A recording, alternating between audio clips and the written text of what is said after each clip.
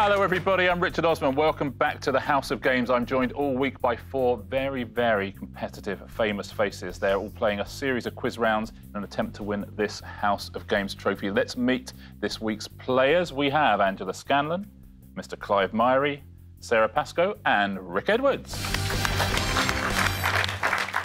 Welcome back, everybody. It really has been quite competitive. Should we take a little look at the leaderboard this week so far? We've had 2 days of competition. This is day 3. This is where we stand. Looking for a late surge from Angela Scanlon in fourth place with 3 points. Clive, you have 5, Sarah 6.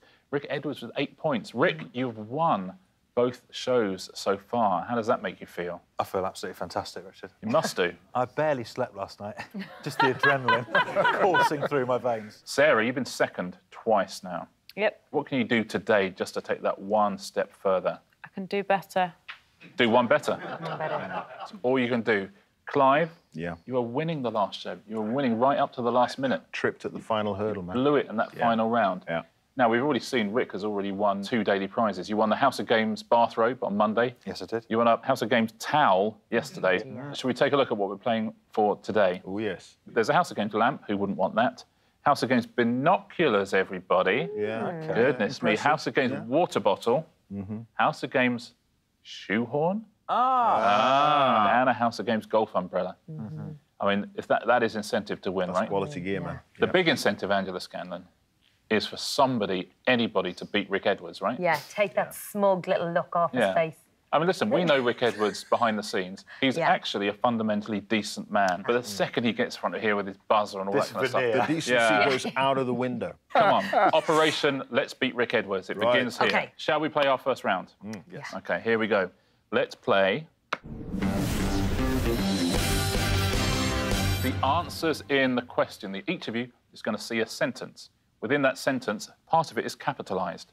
And the clever thing is, we have very clever question writers here, those capitals are an anagram of the answer. As always with these rounds, it's simple once you see it. Angela, we're going to start with you. Shall we see your first question? The first category, so you'll each get a question on this. Shakespeare plays. So the answer will be in the question. If you do get it wrong, as always, you guys can buzz in. Let's take a look, shall we? This tragedy opens with the title character dividing his realm between his regal kin. So the answer to that question is an anagram of those capitals. This tragedy opens with the title character dividing his realm between his regal kin. King Lear. It is indeed. Well played, Angela Scanlon. Clive Myrie, here is yours. Don't forget the answer is in the question. This rotten anaconda play ends with the heroine using a snake to poison herself. This rotten anaconda play ends with the heroine using a snake to poison herself.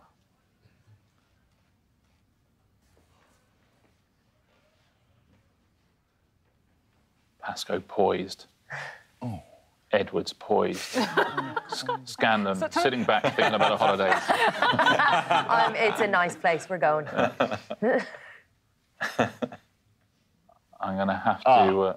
Merchant of Venice. It is not, I'm afraid. Clive, you are frozen out. Sarah Pascoe. Antony and Cleopatra. It is indeed. Well played. Well done. Well done. Here is your next one. In this play, Leontes sends his lords across the silent water to the Isle of Delphos. It is A Winter's Tale.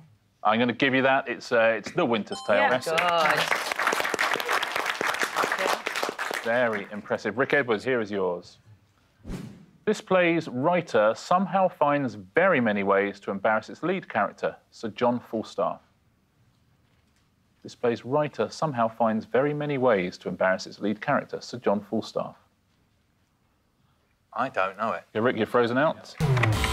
That is Sarah Pascoe. Mary, I'm so excited I can't speak. The Merry Wives of Windsor. Is the right answer, Sarah Pascoe. Very well played. I think Clive knew that one as well. I did. You beat them to the buzzer. The next category is historical figures. Angela, you are first. Angel of the Reclining might have been a good nickname for this 19th century nursing pioneer and social reformer. Angel of the Reclining might have been a good nickname for this 19th century nursing pioneer and social reformer. Florence Nightingale. Is the correct answer, Angela. Well played. Clive is your second one. Right. Ye pump sales may have increased dramatically after the Great Fire of London, witnessed by this diarist. Ye pump sales may have increased dramatically after the Great Fire of London, witnessed by this diarist. That would be Pepys, Samuel Pepys. Samuel Pepys is the correct answer, Clive. Well played. I like the way you said it in a way that if it wasn't, you didn't sound too bad. You kind of go, yes, Samuel Pepys. Sarah, it's been a good round for you so far, hasn't it? It's been all right. Let's hope it continues here. This playwright was riding high in Victorian society until his private life drew social criticism and he was thrown in Reading jail. Oscar Wilde. Oscar Wilde, is that right? Is indeed. Well done, Oscar Wilde. Edwards. Osman. Here's yours. Casual juries would never have convicted this Roman general, so his enemies decided to take more drastic action. Julius Caesar. Is the correct answer. Very nice end to the round from Rick Edwards. Well played. Shall we take a look at the score? At the end of our first round, with 1 point tied, Clive Murray and Rick Edwards, Angela Scandon on 2 in second place. In first place, Sarah Pascoe with 4. Shall we play round 2? Shall we get onto it straight away? Yeah. And today our next game is Dim Sums. Now this is a pairs game. As always, we choose the person in last place to go in their pairs. Rick and Clive, you are both last, but Rick, you chose a partner last time. I'm going to ask Clive who we'd like to partner up with in this one. It's got to be the man. You fancy that? Lovely. We have our pairs. In this round, you will need general knowledge and basic arithmetic. The first thing I'm going to do, gentlemen, you going first, I'm going to bring you up 4 categories. Yeah. I need you to choose one for me. Moons, winners, transport, or Wimbledon. Winners? Yeah. That's a confident choice. Yeah. The gents Yeah. are going for winners. What I'm going to do now is show you a sum. And your sum today is this. Something multiplied by something else equals 18. I'm now going to show you 4 options to help you fill in that sum. You've got to choose the right 2 options. Number of Best Actor Oscars won by Daniel Day-Lewis. Number of times Hilary Mantel has won the Man Booker Prize. Number of Brit Awards won by Adele. And number of Premier League Manager of the Month awards won by Sir Alex Ferguson. Now, 2 of those answers will complete that sum. Okay, so Day-Lewis has won 3 Best Oscars. Yeah. Hilary Mantel has won 2 2 Booker Bookers. Prizes. Adele, I don't know. Well, she will have won Best Newcomer, Best Female, Best Album. I mean, she's going to have won a few. She's not going to have won 9. I mean, Ferguson Manager of the Month Awards, he could easily have won 18. He could. He's going to have won it, I think, more than 6 times. I think so. So I would probably go... So you're thinking Daniel Day-Lewis has won, you're thinking... 3. 3. You Yeah. think I think that Hilary Mantel Mantel has won 2. has won 2. Adele, we don't know. Yeah. I mean, in fairness, it could be 6, couldn't So it? you're looking for a 6 or a 9. Mantel Ferguson. Yeah. We're going to go with Mantel times Ferguson. Hilary Mantel and Alex Ferguson. Let's take a look. So Hilary Mantel, how many times has she won the Booker Prize? Let's fit in this sum. 2 times. I like that. So you need Ferguson to have won the We'd Manager love of the Month Ferguson award 9, yeah. 9 times in his 25 years. Let's take a look. How many times did Alex Ferguson win the Manager of the Month award? 27 times, I'm afraid. right. So that adds up to 54, I think. Yeah. If it had been your question, what would you have gone for? Mantel by Adele. Mantel multiplied by Adele. Let's take a look at the other answers. Absolutely right. Mantel by Adele would have been the correct answer. 3 for Daniel Day-Lewis, as you said. 2 for Hilary Mantel. 9 for Adele. I don't know if you got that at home. Angela, Sarah, do you want to choose a category, please? Moons, transport, or Wimbledon? I don't know anything about Wimbledon, unless it's like wombles rather than the tennis. Yeah. And I still don't really know. So should we go for transport? Does that Okay. feel vague enough for us to be able to guess a thing? Yeah, Today, let's yeah. go transport. Yeah. OK, let's take a look at your sum. Something multiplied by something equals 39. Here are your 4 options. Can you fill in that sum with 2 of these, please? The speed in miles per hour that the DeLorean has to reach in order to time travel in Back to the Future. Okay. Number of wheels on a penny farthing. +, platform from which the Hogwarts Express departs King's Cross. OK. And the number of engines on an Airbus A340. So we know that wheels on a penny farthing is 2. Yeah. In terms of the DeLorean speed, miles per hour, it's not going to be under 39. Hogwarts, I feel, is 13. It's not 13. Is it not? It's in between 2 platforms. It's the wall. I'm sure it's 10.5, unless I'm an absolute idiot. If I'm an idiot who can't remember a children's book, I hate myself. So how many times 10.5 would you need to get to 39? Oh, 3/4. Is it 9 3/4? The platform. Does that sound familiar to you? I mean, you sounded so certain when you said did. 10.5 that You now. sounded very confident. You said, no, it's 10.5. Yeah. Then you did a bit of stuff about being an idiot if you got it wrong. Yeah. I did, I remember. I remember too. The viewers remember too. Platform 9 3/4 times 4 is 39. So you think... Engines on an Airbus times Hogwarts Express platform. Let's see, shall we? How many engines are there on an Airbus A340? There are 4. You did a very good bit of maths, which means if this is 9 3/4 rather than 10.5, it makes 39. Is that the platform for the Hogwarts Express?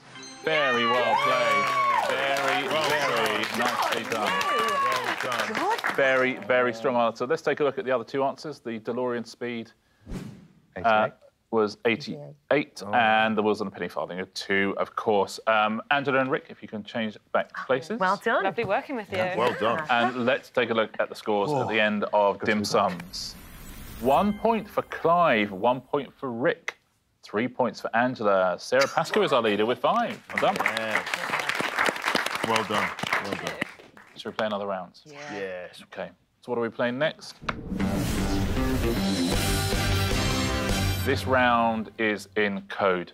All of the answers in this round will be written in code, a very simple code where A equals 1, B equals 2, C equals 3, and so on. You just have to tell me what the answers are. And this round is on the buzzers. And here is your first category, farm animals. What is this animal? Spelt out in code.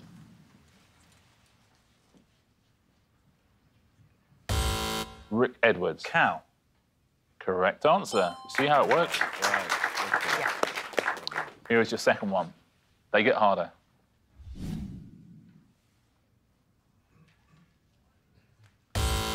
That is Sarah Pascoe. Sheep. That was quick. Here is your third farm animal.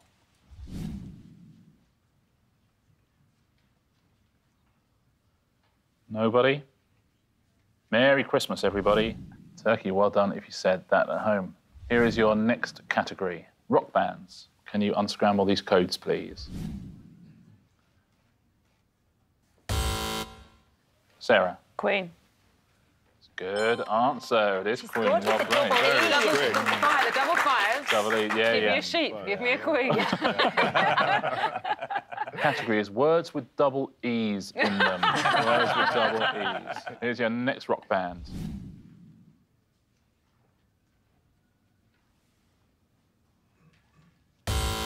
Aerosmith? Oh. Yeah. Correct answer. Well played. Aerosmith.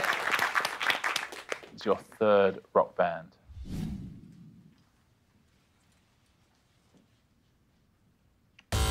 Rick. Metallica? Oh. It is the right answer, Rick Evans. Well played. Here's your final category. Painters. Who are these painters, please? Rick. Picasso.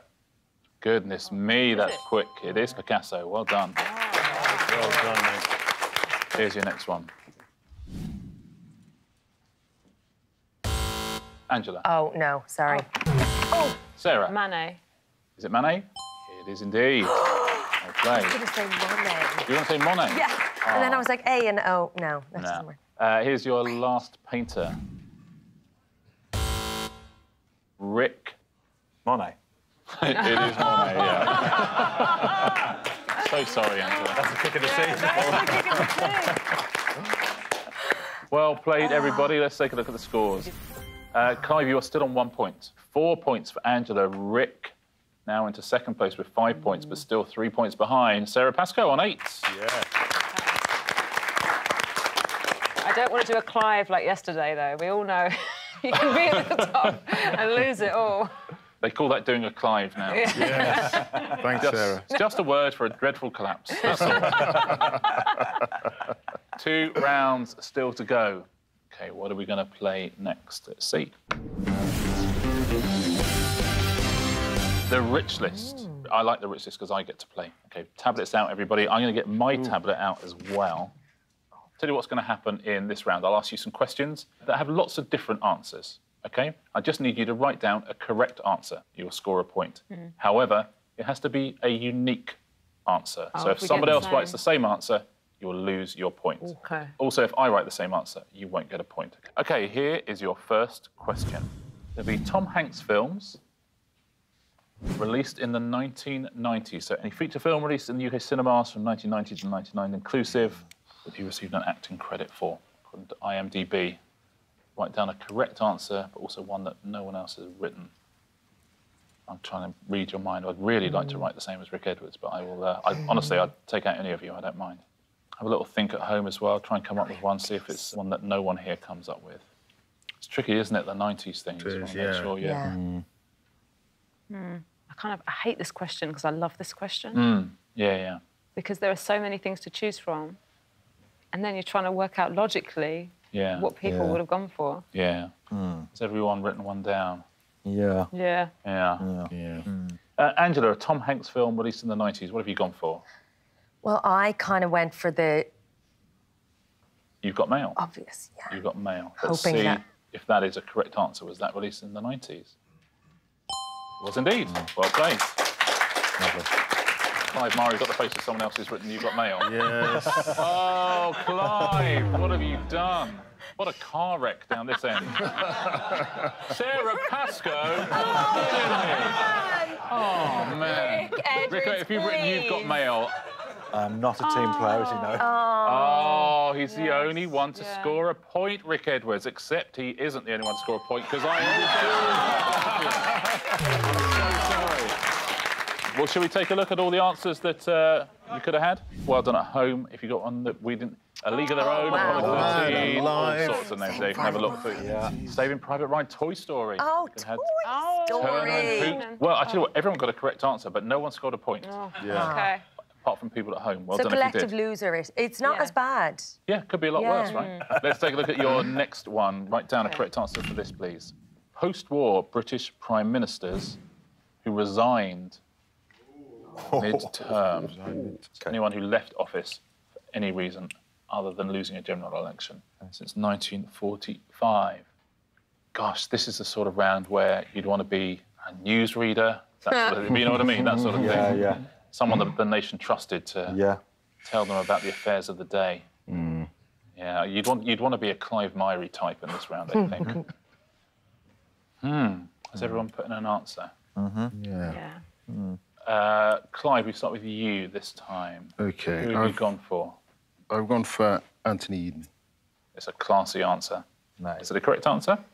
It is indeed. Very well played. Very well played. Well, I hope for your sake I haven't gone for an obscure one here. The sort of person who came up with that would be quite a genius. Sarah, what have you gone with? The very classy Anthony Eden. Oh, Anthony, you're kidding me. Literally, Anthony Eden has not been mentioned on television for about 40 years. Now suddenly you can't move for him. Rick Edwards, I bet you've gone obscure. I haven't, actually. Have I don't you even know not? if mine is right. But I think she left mid... Is that a right answer? It is. Well done, Rick. Sometimes the obvious ones are the better ones. Angela Scanlon. Have you gone for Anthony Eden? I mean, I feel like this mayor... Cameron. David Cameron. Is it a correct answer? Yeah, lovely. Very well played, David Cameron. See, 2 of you went for an obscure one. Yes. And you lost points. And 2 of you went for an obvious one and gained points, except one of you didn't. Oh, no. Because I went for an obvious one as well, because I thought that was the thing to do. Right. So I went for... I'm so sorry. I went for Mrs. Thatcher as well. Oh, well done. Well done. He feels a little bit guilty, though. I really feel guilty. Yeah, anyway, there it is. Yeah. Should we take a look at the possible answers there? I know at home you might have said a different one. Well done if you said Anthony Eden. Tony Blair. Oh, I was going to go with him. Well, you got a point anyway. Yeah, I'm OK. Yeah, you're the only one who got one. Cameron, Churchill, Eden, Macmillan, Thatcher and Harold Wilson. Well done if you said any of those. Final question in this round. Let's take a little look. What's the category? Properties on the Monopoly board that do not contain the word street. That's just the regular classic London version of Monopoly. No stations and no utilities. Properties on the Monopoly board that do not contain the word street. It feels like there's more answers this one. Yeah, there's loads. Yeah. We shouldn't really bump into each other here. Sarah, we start with you. OK. There were so many I could have chosen from, but I've gone for the Strand. The Strand. Is that a correct answer? Correct. Well done. I'm trying to read everybody else's faces. Rick Edwards, what have you gone for?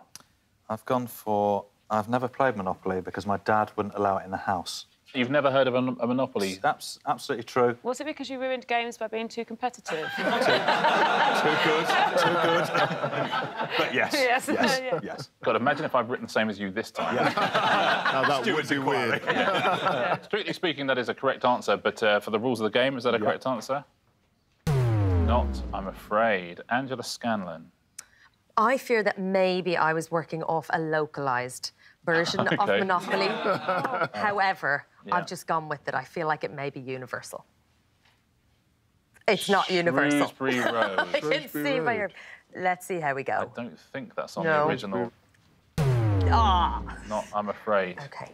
Clive. I've gone for Piccadilly Circus. Piccadilly Circus. It's Piccadilly, but I think I'll give it to you. Right, correct answer. Well done. Yay. So, two of you have a point. Or do you? Oh. I know I said Piccadilly Circus, it's really Piccadilly. And the reason was, Clive, because I said... Piccadilly. Old Kent Road. Right. Well done. If you avoided Piccadilly or the Strand or Old Kent Road and said one of these, you could have had Euston Road, Leicester Square, Mayfair, Northumberland Avenue, Pall Mall, Park Lane, Pentonville Road, the Angel Islington, Trafalgar Square, Whitechapel Road or Whitehall. Well done if you got one of those at home. Let's take a look at the scores going into our final round. Clive Myrie on 2, joint second place. Angela and Rick on 5. Sarah Pascoe is our current leader on 9 points. Here we go. We're up now. Yeah. You can almost taste that House of Games shoehorn. The final round on House of Games is always the same, and it is... Answer Smash. As always, I'm going to show you a picture and give you a clue. You need to smash the two answers into each other. So, for example, if I showed you a picture of Angela and I asked you the name of the giant Ferris wheel situated on the South Bank, you would answer... Angela Scanlon, London... No, Angela Scanlon, London Eye. Correct. Angela Scanlon, London Eye. What's our first category? Radio DJs. So I'm going to show you pictures of radio DJs and a clue. Buzzing, get it right, you get a point. Buzzing, get it wrong, you lose a point. Sarah, you own a 4-point lead. Do not Clive this up. Here's your first one. Which French author wrote the 1864 novel Journey to the Centre of the Earth? Rick Edwards. Judge Jules Verne. Is the correct answer, Rick. Well played. Judge Jules Verne. Smash them together, you get Judge Jules Verne. Here's your next one. Which word for a variety of small curved pasta tubes was also an 18th century term for an English dandy or fop? Rick Edwards. Anna Macaroni. Incorrect, I'm afraid. Angela Scanlon. Annie Macaroni. Annie Macaroni is the correct answer. Well done. So sorry. Annie Mac and Macaroni. Yeah. Anna Mac. Yeah. Here's your next one. A DJ and a clue. Which publisher, famous for its romantic literature, was launched in 1908 with the novel Arrows from the Dark? Angela. Scott Mills and Boone. Is it Scott Mills and Boone? Very good. It is indeed. Very well played. Let's take a look at your next category. dinosaurs. I'll show you some pictures and some clues. What are the answers here, please? Which actor played Professor Henry Higgins in My Fair Lady and the title character in the 1967 film Dr. Dolittle? Rick Edwards. Tyrannosaurus Rex Harrison? Is the correct answer. Rick, well played. Tyrannosaurus Rex Harrison. Lovely. Very nice. What does the answer smash here? What is the usual English name for the food known as crème anglaise in French? Clive Myrie. Diplodoc custard. Diplodoc custard is the correct answer, Clive. Diplodoc custard, however you want to pronounce it. Scientists disagree on how to pronounce Diplodoc custard. Here's your next one. What is the most popular city in Canada? Sarah Pascoe. Velociraptor. Velociraptor. Yeah. Is that the right answer? It is the right answer. Velociraptor. Also a fun one to say. Velociraptor. It's funny. Sarah chose to say it in a very, very slow way, but that's okay. Velociraptor. Here's your next category. US presidents. What are the pictures and what are the clues? Which grim fairy tale character can spin straw into gold? That is Sarah Pascoe. Donald Trump. Rapunzel. Donald Rapunzel. Donald Rapunzel is incorrect, I'm afraid. Angela Scanlon. Donald Trumpelstiltskin. Trumpelstiltskin Is the correct answer. Donald Trumpelstiltskin. Can't believe it wasn't Trumpunzel. And that is the end of today's House of Games. Very impressive final round there. Rick Edwards, slightly less to the forefront this time. After the Anna Macaroni debacle. So you went back into your shell there, didn't you? I did. Rick, you've won the first 2 shows this week. Have you won the 3rd show as well? Let's take a look. Who has won Wednesday's House of Games? It is Sarah Pascoe by 1 point. Angela Scanlon. Oh, look at Rick Edwards in 3rd. Fuming down the end. Absolutely fuming. Mighty have fallen. Sarah Pascoe, you've won. That means you get to choose a prize. OK. There's a What's lamp that there. little thing that's next to the water bottle and the lamp with a shoe on? Binoculars. Binoculars, Yeah. yes. Yes, please. Sarah Pascoe, they're yours. House of Thank Games. you. Who wouldn't want that? Yeah. Now, I think this is going to make quite a big difference to our weekly leaderboard as well. Let's take a look. Where are we with 2 shows to go? Clive Myrie with 6 points, alongside Angela Scanlon, both in 3rd. Very nicely done. Who's next? Rick has 10 points. Sarah, how many points does Sarah have? 10 as well. We have a tie at the top of our leaderboard. Anybody's game. We said it was going to be a competitive week. It's been an absolute pleasure. Thank you so much for joining me today. Thank you all so much for joining me today as well. We will see you tomorrow on the House of Games. Goodbye.